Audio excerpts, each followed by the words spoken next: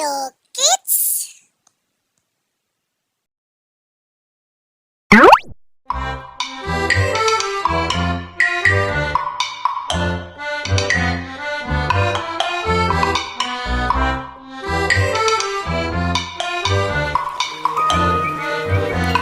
Dongeng bahasa Indonesia.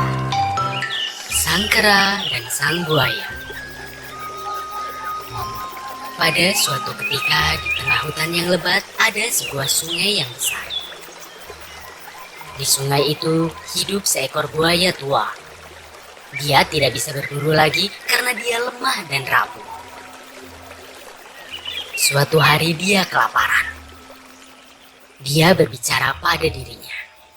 Ini sangat sulit untuk pergi ke darat dan berburu. Aku harus mencoba menangkap ikan di sungai. Aku sangat lapar. Saat dia berusaha menangkap ikan itu terlepas dari tangannya. Kecapean dan kesal, dia memutuskan untuk beristirahat di bawah pohon di pinggir sungai. Seekor kera sedang duduk di atas dahan pohon memakan buah beri. Sang buaya melihat kera itu, lalu dia bertanya. Oh hei kera, apa yang kau makan? Bisakah kau membaginya sedikit? Aku sangat kelaparan. Ini buah beri. Buah ini sangat manis. Ini dia, makan ini. Oh ya. Buah ini sangat manis. Terima kasih. Aku begitu kelaparan dan kau telah menolongku. Kau begitu baik. Aku akan sangat bersyukur jika aku mempunyai teman sepertimu. Ya, kenapa tidak? Kita teman sekarang. Aku tinggal di pohon ini. Kapanpun kau merasa lapar, kau bisa datang ke sini dan akan kuberi buah beri terbaik di sini. Setelah itu, setiap hari sang buaya mendatangi pohon itu dan sang kera memberinya buah beri. Mereka bersenang-senang bersama. Dalam keadaan ini, mereka menjadi teman baik. Terkadang sang buaya datang dan bermain di dekat pohon dan terkadang sang kera duduk di punggung buaya dan berkeliling di sungai. Dengarkan temanku, aku ingin istriku untuk makan beberapa buah beri ini. Bisakah kau berikan sedikit untuk istriku, kumohon? Akan aku bawa pulang. Tentu saja, akan segera kau petik. Ayo. Sang kera dengan senang memetik buah beri dan memberikan kepada sang buaya. Dan sang buaya membawa buah beri itu kepada istrinya yang tinggal di seberang sungai. Sayang, lihat yang kubawakan untukmu. Beberapa beri manis. Temanku si kera memberikan ini untukmu. Wow, buah beri ini sangat manis. Tapi suamiku, sampai kapan kau akan makan buah beri? Aku hanya berpikir kalau buah beri ini begitu manis, dan sementara sang kera selalu memakan buah beri ini setiap hari. Bisa jadi semanis apa nanti jantungnya? Benar, dia sangat baik. Dia makan dan memberikannya juga kepadaku. Sebenarnya aku berpikir akan semanis apa jantungnya. Dan aku sudah lama belum pernah memakan daging. Bisa kau dapatkan jantungnya untukku? Saat sang buaya mendengar hal ini, sang buaya mulai berpikir dan berkata pada istrinya. Bagaimana mungkin? Kera itu temanku. Aku tidak ingin mengkhianatinya. Jika kau kuberi jantungnya, dia akan mati. Dia memberiku makanan saat aku kelaparan. Dan sekarang kau ingin aku untuk membunuhnya?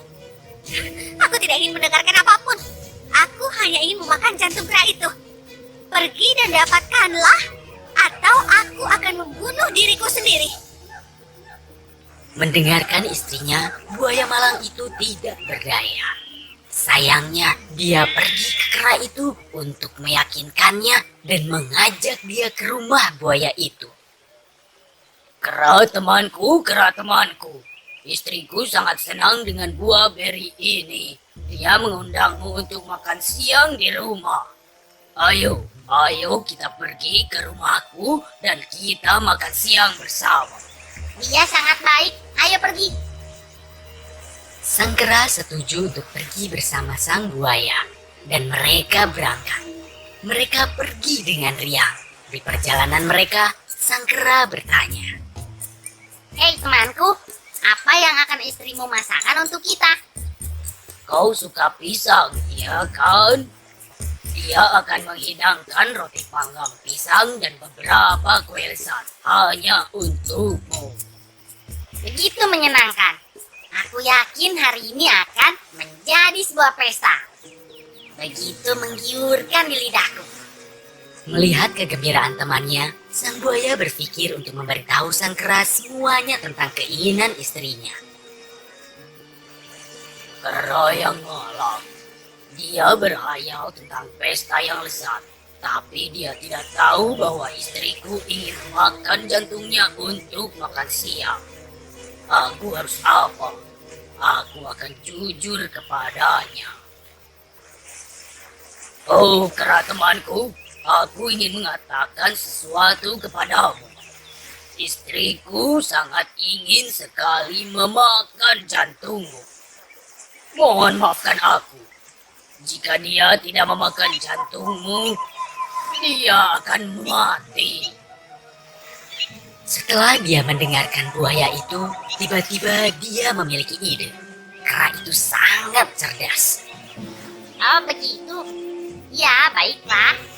Kenapa tidak? Teman, kenapa kau tidak mengatakannya sejak awal?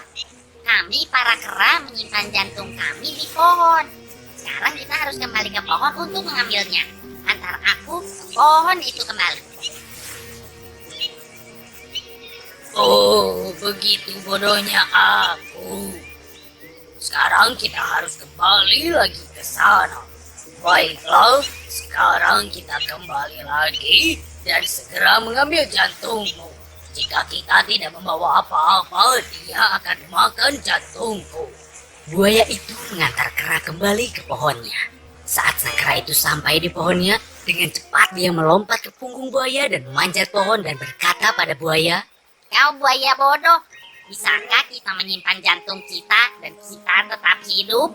Aku menolongmu sebagai teman dan memberi banyak makanan. Dan inikah balasanmu padaku? Kau pengkhianat. Kau tidak akan mendapatkan jantungku ataupun buah beri. Pergilah. kera itu menggunakan kecerdasan dan kepintarannya untuk bertahan hidup. Dan buaya, karena kebodohannya, kehilangan keduanya. Kehilangan teman yang baik dan juga kehilangan buah beri. Jadi, apakah kalian menyukai cerita ini? Dan adakah yang bisa memberitahuku moral dari cerita ini? Cerita itu, aku tidak tahu. Baiklah anak-anak, moral dari cerita ini adalah saat ada bahaya dan kesulitan, kita tidak boleh takut menghadapinya. Seharusnya kita harus bertindak seperti sang kera. Dan dalam kondisi apapun, kita tidak boleh mengkhianati kepercayaan yang diberikan oleh siapapun. Atau kita akan berakhir dengan kehilangan segalanya seperti sang buaya.